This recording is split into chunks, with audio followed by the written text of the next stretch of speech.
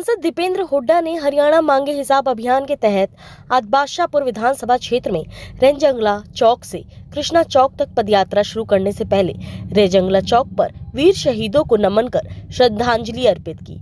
उनके साथ सड़कों पर उमड़ी भारी भीड़ को देखकर गदगद सांसद दीपेंद्र हुड्डा ने कहा, बीजेपी सरकार ने अब तक एक भी सवाल का जवाब नहीं दिया है। अगर हिसाब में गड़बड़ नहीं है तो बीजेपी सरकार हिसाब देने से क्यों डर रही है। उन्होंने बताया कि संसद सत्र के दौरान भी हरियाणा मांगे हिसाब अभियान जारी रहेगा। सांसद दीपेंद्र ने बीजेपी सरकार से सीधा सवाल किया कि वो बताएं कि अग्निपथ योजना जैसा घातक सुझाव किसके कहने पर लागू किया गया। दीपेंद्र हुड्डा ने कहा कि फौज में भर्ती होकर जो जवान देश की सीमाओं की रक्षा करते हैं वो आज अवैध ढंग से टंकी की रास्ते पर दूसरे देशों की सीमाओं को पार करने पर मजबूर है। उन्होंने कहा कि सबसे ज्यादा कुर्बानी देने वाले इस इलाके के युवाओं को इस बात की पीड़ा है कि बीजेपी सरकार ने सेना में पक्की भर्ती खत्म करके कच्ची भर्ती वाली अग्निपथ योजना लागू कर दी। युवा कह रहा है कि पक्की भर्ती बदलकर कच्ची भर्ती करने वाली इस भाजपा सरकार को बदलना है। दीपेंद्र हुड्डा ने कहा, अग्निपथ योजना के खिलाफ संसद में मजबूती से लड़ाई लड़ेंगे और इसे खत्म कराकर ही दम लेंगे। उन्होंने आगे कहा कि बीते 10 वर्षों में बीजेपी सरकार ने गुड़गांव की दुर्दशा कर दी है। पिछले 1 दशक में हर जिले में भाजपा के 5 स्टार कार्यालय बन गए हैं, लेकिन मिलेनियम सिटी गुड़गांव को कचरा सिटी बना दिया गया है। हर तरफ कूड़े का ढेर लगा है। मिलेनियम सिटी गुड़गांव में नर्क की स्थिति हो गई है। बारिश होते ही जल भराव की तस्वीरें किसी से छुपी नहीं है। जल निकासी की व्यवस्था बदहाल है। प्रॉपर्टी आईडी पोर्टल के कारण गुड़गांव के लोगों को भ्रष्टाचार का सामना करना पड़ रहा है। यहाँ बस अड्डा टूटा पड़ा हुआ है। शीतला माता मंदिर भी टूटा पड़ा हुआ है। बीजेपी सरकार ने लोगों को बुनियादी सुविधाओं से महरूम कर दिया है। हुड्डा सरकार के समय बनी मेट्रो के विस्तार को लेकर 10 साल से कोई काम नहीं हुआ है। सिर्फ कोरी बातें होती रही हैं, धरातल पर कोई काम नहीं हुआ।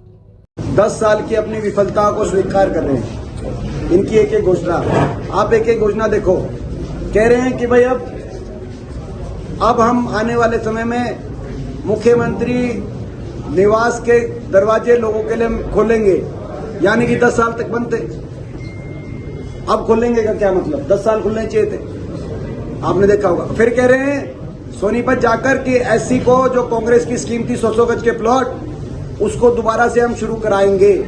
10 साल तक माफी मांगो एससी समाज से, माफी मांगो बैकवर्ड समाज से।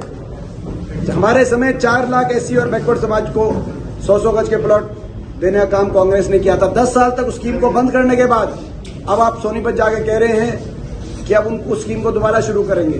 फिर इनकी एक बात आई कि अब अग्निवीर को, जो अग्निवीर आ जाएगा 4 साल के बाद, हम उसकी भविष्य की असुरक्षा को समझते हैं और उसकी असुरक्षा को समझते हुए 2026 से उनको नौकरी में हम आरक्षण देंगे। यानी कि अग्निवीर योजना गलत है, जो हम कह रहे थे वो मान लिया आपने। आप उनकी जो है भविष्य की असुरक्षा को आप समझे हो। हम तो पहले दिन से कह रहे हैं कि ये स्कीम ही गलत है, यानी कि नौजवानों के लिए गलत स्कीम है। फिर कह रहे हैं कि ओबीसी के लिए क्रीमी लेयर हम 6 लाख से बढ़ाकर अब 8 लाख करेंगे। अब 8 लाख तो करोगे, लेकिन क्या एक भी भर्ती होगी अब अगले 1 महीने में? यानी कि 10 साल तक जो आपने 6 लाख रखी क्रीमी लेयर, जिसमें आपने कृषि का भी जोड़ा और सैलरी भी जोड़ी, कितने बच्चों को वंचित रख दिया ओबीसी समाज के बच्चों को अपने अधिकार से, और अधिकार से 10 साल वंचित रख के अब तो कोई भर्ती नहीं होनी। जब कांग्रेस ने कहा कि हम 10 लाख कर देंगे ओबीसी समाज के लिए और उनकी आरक्षण की हम व्यवस्था बनाएंगे, तो अब आप 8 लाख आपको याद आई। अब तो कोई भर्ती भी नहीं हुई, नोटिफिकेशन भी नहीं हुआ इसका। तो अभी तो मेरा कहने का तात्पर्य ये है, ये जो घोषणाएं कर रहे हैं, और वैसे भी सारा प्रदेश जानता है जो मैं बात कहने जा रहा हूं, आप समझ लेना सारी बात। सारा प्रदेश जानता है एक बात को, ये काम तो करते हैं चवन्नी के और घोषणाएं करते हैं 10 रुपए की। आपने देखा, काम किए इन्होंने चवन्नी के और घोषणाएं करी हैं 10 रुपए की। घोषणाएं तो पता नहीं स्मार्ट सिटी, पता नहीं बुलेट ट्रेन, और एक खंबा मेट्रो का बना नहीं 10 साल। तो हिसाब तो मांगना पड़ेगा ना, पता चले कहाँ बुलेट ट्रेन चल रही है। हरियाणा में हम भी ढूंढते घूम रहे हैं। सर भाजपा सोल्यूशन पे बात कौन करेगा? देखिए मैं एक बात बताऊं आपको, 10 साल किसकी सरकार है? 10 साल किसकी सरकार है? भारतीय जनता पार्टी की सरकार 10 साल हरियाणा में है। तो हरियाणा किससे हिसाब मांगेगा? मगर जब से हमने हिसाब मांगना शुरू किया है, जब से इस अभियान को हम लेके बढ़े, बड़ी तिलमिलाहट दिखाई दे रही है भाजपा में। आप देख रहे हैं सारी भारतीय जनता पार्टी।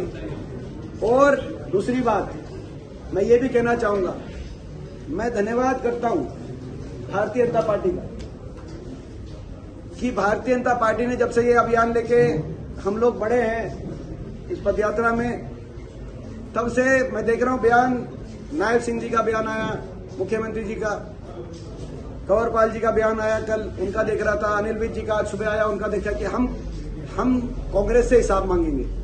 तो मैं धन्यवाद करता हूं उनका कि ऐसा लग रहा है वो मान के चल रहे हैं कि प्रदेश में सत्ता पक्ष हम है और विपक्ष वो है। सर अगला सीएम कौन होगा? तो यानी कि वो खुद ही मान रहे हैं सर कि भाई सत्ता पक्ष हम है सर, और विपक्ष वो है। सर अगला ये उनके सीएम वो ये मान रहे हैं। सरकार में गुरुग्राम की हर खबर अपने मोबाइल पर पाने के लिए सब्सक्राइब कीजिए न्यूज़ 20 गुरुग्राम को।